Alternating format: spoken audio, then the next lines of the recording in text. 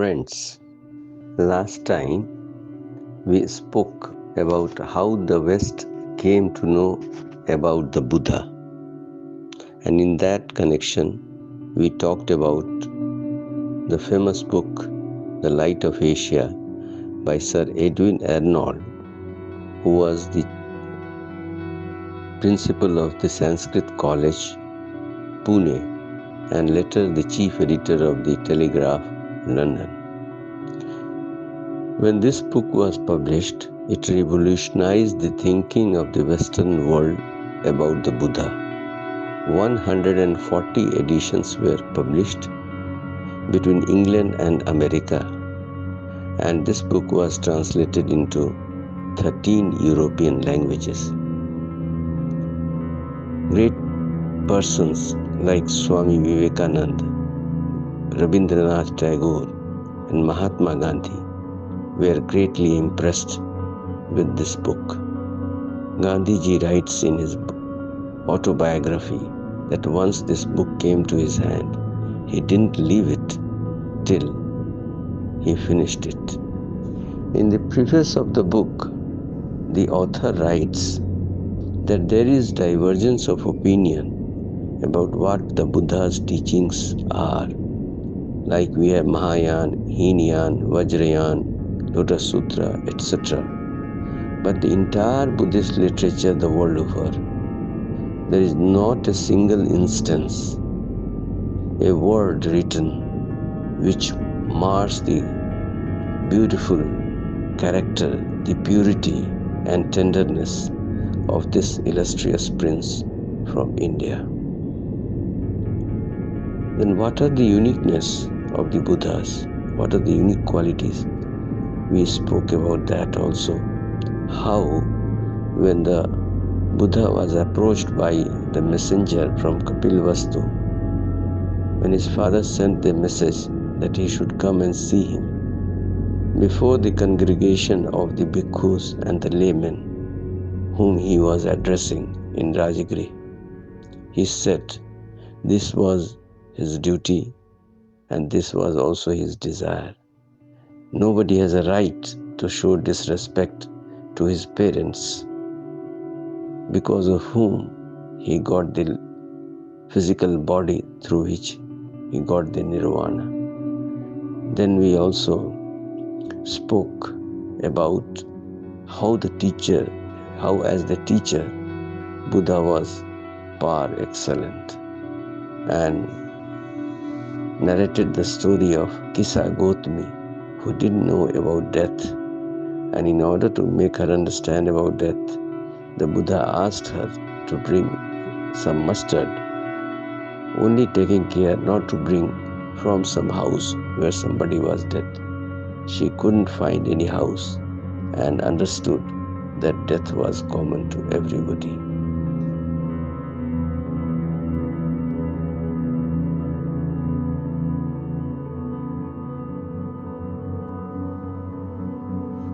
Let us now discuss how the Buddha was the teacher par excellence. He always went to the level of the student to answer his question. Once a young man came and asked him in Sravasti, "Sir, I have been attending to your lectures for the last 3 years, but I have not been able to get anything. Whereas the others who come to attend the lectures, I found from their facial expression, their body language, that they have gained quite a lot. I do not understand why this has happened." As I mentioned, the Buddha was a teacher par excellence. He had unique ways to answer the questions. So in this case, he asked a counter question to the young man. "It seems you don't belong to Sravasti." "Yes, sir, I don't belong to Sravasti." "Where from you come?" "I come from Rajagriha." "So how do you go to Rajagriha?" "Sir, from here we go to Prayag, to Kashi, Bodh Gaya, and then we reach Rajagriha." So if you tell somebody how to go to Rajagriha, will he be able to reach there? What are you telling, sir? He will have to go on the route himself. Then the Buddha smiled and explained, I have been on the path of Nirvana, and for the last 3 years I have been telling you how to go about it. If you don't travel on the path, who is to be blamed? The other unique thing about the Buddha is that he believed in practice, practice and practice.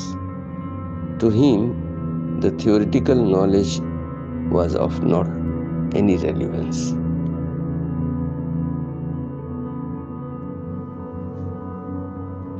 The Buddha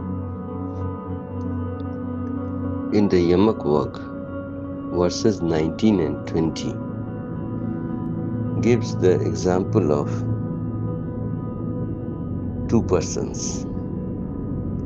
If a person reads a lot and doesn't follow them in life, then he is like the keeper of the cows of somebody else.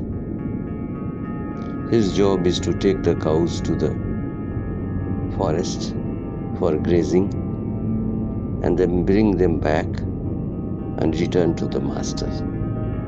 He will not get milk, curd, yogurt, and other milk products.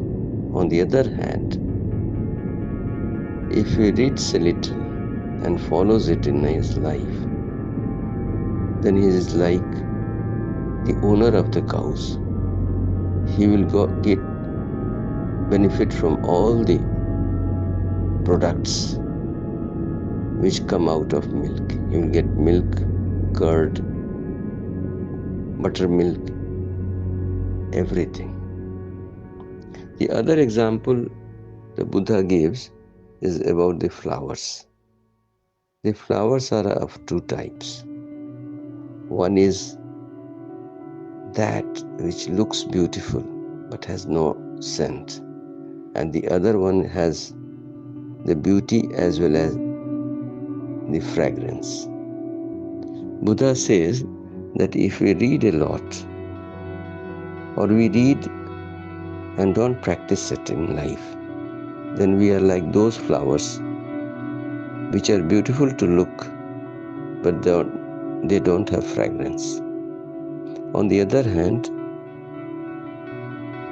if we read a little but practice it in life, then we are like those flowers which are beautiful to look and also have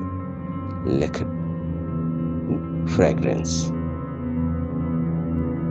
The other unique thing about the Buddha is that he never declares that he is above the human beings. He never says that he is a God, son of God. He simply says that he is a human being like all of us. And what he has attained by his own effort. And he says that everyone can attain that state if he makes effort.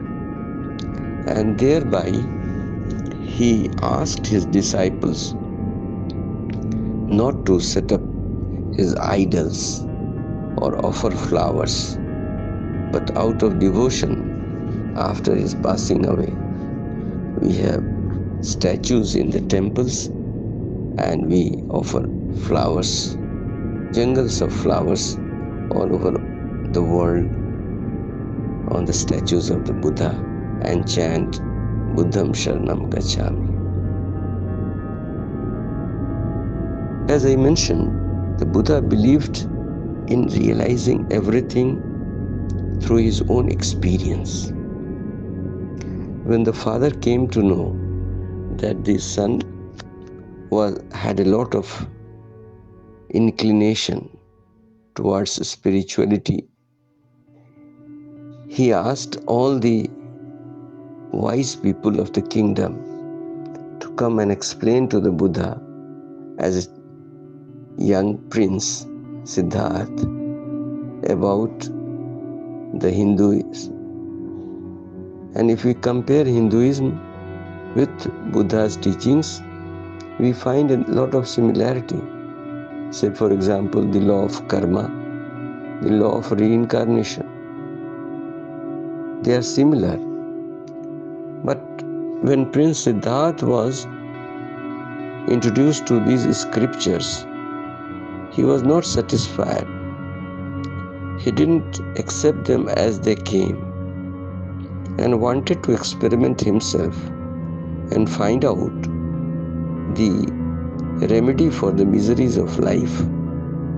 The books couldn't satisfy him, and that is why he went out to the forest on Mahanishkarman. If he had not gone for his personal experience, he would probably have known in the history as a philosopher. But he went out to the forest, and there is the story that at his Guru Alar Kalam's place, when he learned everything, the teacher wanted him to remain with him and head his organization. But he said, "No, sir, I want to have my own personal experience and I must do it alone."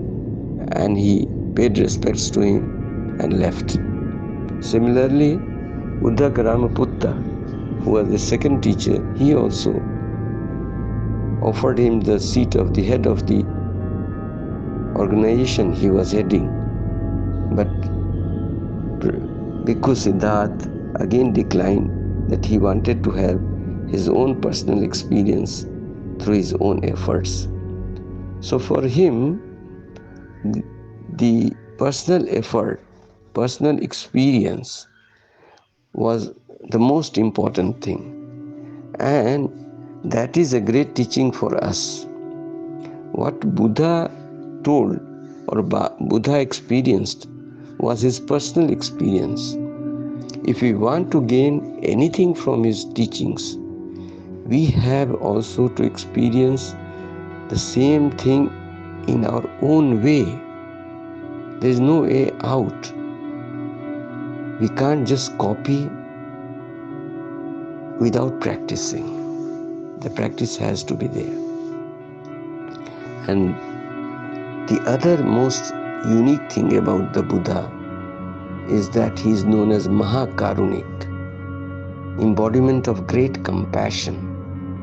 And this is evident from the Jataka stories, where he offers his own physical body as a Brahmin in a village when he finds that a tigress and her 2 cubs are likely to die because of the famine in that area. He had no family obligations and then thought, if I die, this physical body dies, it doesn't matter because the love is there. And then he offered his physical body to the tigress and saved the life of the tigress and her cubs. So compassionate he was long, long ago. Once, Anand, his personal secretary, asked him, "Sir, I think your half of the teachings are based on compassion."